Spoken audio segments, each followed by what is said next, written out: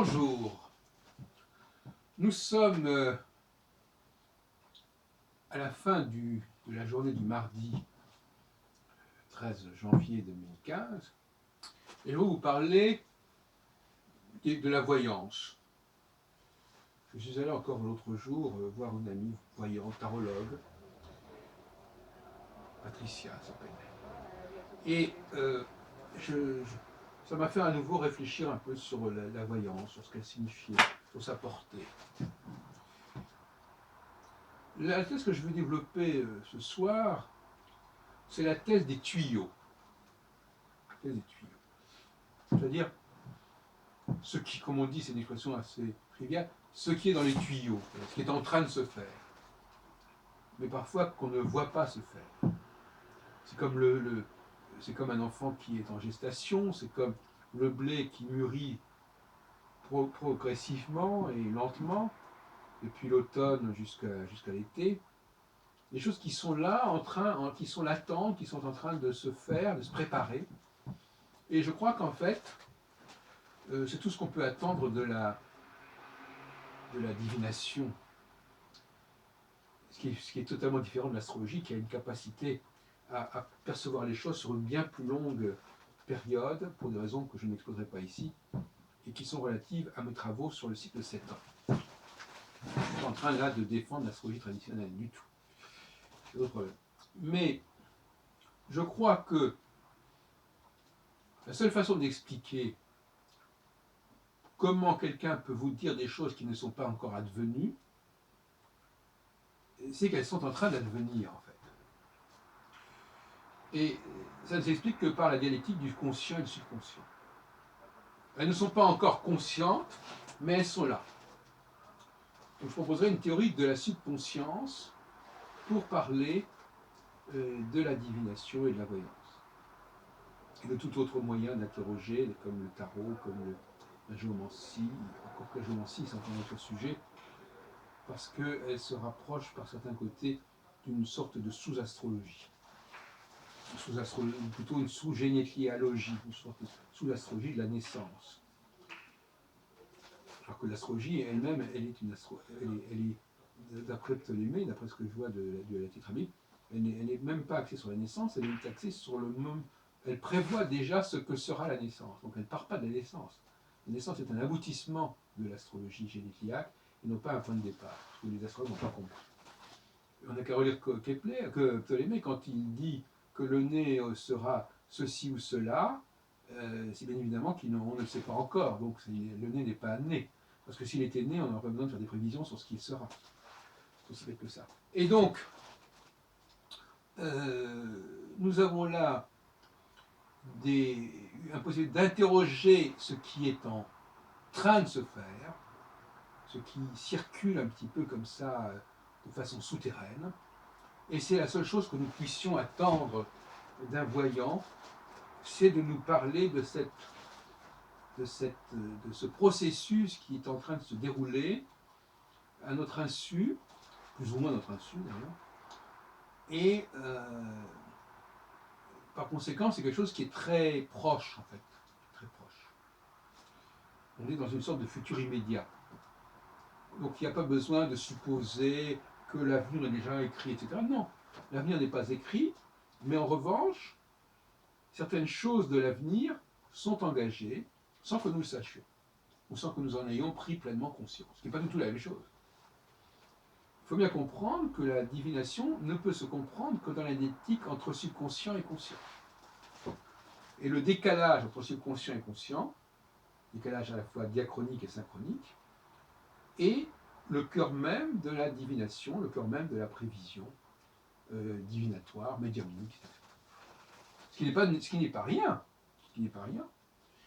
puisqu'il est parfois intéressant de savoir ce qui se trame, ce qui se prépare, ce qui est dans les tuyaux, comme je disais. Voilà. Ça me paraît intéressant, mais ça signifie aussi que le devin, si on peut l'appeler comme ça, le devin, il ne peut pas donner mieux plus que ce qu'il a, comme on dirait de la plus belle fille du monde. Il ne peut donner qu'une certaine connaissance de ce qui est déjà là, de ce qui est déjà engagé, de ce qui est déjà en train de se faire, et ça peut nous éclairer. Et on peut dire aussi quelque part qu'en interrogeant nous-mêmes les cartes, par exemple, eh bien, nous pouvons prendre connaissance de ce qui est entre ce qui est là, à notre insu, bien que nous ne sachions pas. Et dire d'une manière générale, alors pour en arriver à l'astrologie, de toute façon, l'astrologie ne peut se comprendre également que dans le rapport conscient-subconscient. Et ça va très loin, puisque dans ce cas, si l'on admet que notre subconscient réagit à un certain nombre de signaux cosmiques, alors que consciemment nous ne les percevons pas, alors que consciemment nous n'avons même pas une connaissance le plus souvent des données astronomiques, que nous ne regardons pas le ciel, mais quelque chose en nous regarde le ciel, quelque chose en nous scrute le ciel. Et là encore, donc, il y a une force en nous qui scrute le ciel, qui est déterminée par ce qu'elle perçoit du ciel, et cela se produit alors même que nous-mêmes n'avons probablement le plus souvent aucune conscience, aucune connaissance, même tout simplement du ciel. Nous ne serions pas capables de déterminer où se trouve une planète ou pas, mais notre subconscient, lui, le sait. Et l'astrologie, donc, ne peut pas se comprendre, parce que si elle est née éventuellement dans une culture où le ciel était important, ce n'est plus le cas aujourd'hui. Et donc, si on veut qu'elle soit crédible aujourd'hui, il faut bien qu'elle soit de l'ordre d'une connaissance subconsciente des mouvements cosmiques. Et par conséquent, ce qui ne veut pas dire pour autant, je me hâte de le préciser, que l'astrologie doit intégrer des planètes invisibles comme Uranus, Neptune et Pluton, ou inconnues de l'Antiquité. Absolument pas. Le subconscient utilise la même structure sensorielle que le conscient. C'est-à-dire que si nous, avec nos yeux, nous ne regardons pas le ciel, si nous regardions le ciel, nous verrions ce que voit le subconscient. C'est-à-dire que il ne faut pas imaginer que le subconscient utilise notre sensorialité autrement que nous le faisons, si ce n'est que, même quand nous ne faisons pas attention à certaines choses, quelque chose en nous fait attention à ça. Mais cette attention, elle est limitée aussi par notre appareil sensoriel, dans les deux cas. Donc il ne faut pas pour autant sauter sur des conclusions discutables concernant le fait que, puisque c'est subconscient, puisque ça se fait à notre insu, pourquoi pas, tant qu'on y est, imaginer que les Uranus, Neptune et Pluton et d'autres astéroïdes invisibles agissent sur nous. Il y a une espèce de sophisme comme ça, de glissement, de shift, qui est assez étonnant et qui va beaucoup trop loin. Donc moi je suis pour une conception raisonnable du subconscient, à savoir que le subconscient, c'est une autre partie de nous-mêmes qui voit des choses sans que nous fassions attention, mais des choses que si nous faisions attention, nous les verrions. Simplement que nous ne faisons pas assez attention, nous n'avons pas besoin de faire attention, mais nous pourrions faire attention. Alors la question qui se pose, mes chers amis, c'est de savoir, en tous les cas de figure, s'il est bon d'être conscient de ce qui est subconscient. Et ça, c'est un problème très grave. Est-ce qu'on se porte mieux en sachant des choses qui sont en train de se faire, qui agissent sur nous subconsciemment? Est-ce que c'est mieux de le savoir ou pas? C'est pas tout à fait la même chose que le monsieur Jourdain qui faisait de la prose sans le savoir. Mais je voudrais terminer sur une réflexion plus globale.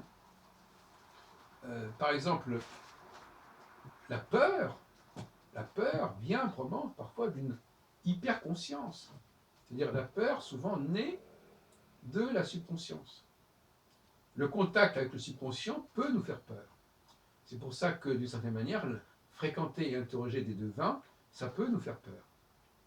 Parce qu'il y a des choses qui peuvent se... C'est comme quelqu'un qui, subconsciemment, pourrait très bien ne pas avoir de vertige, et qui, consciemment, a le vertige.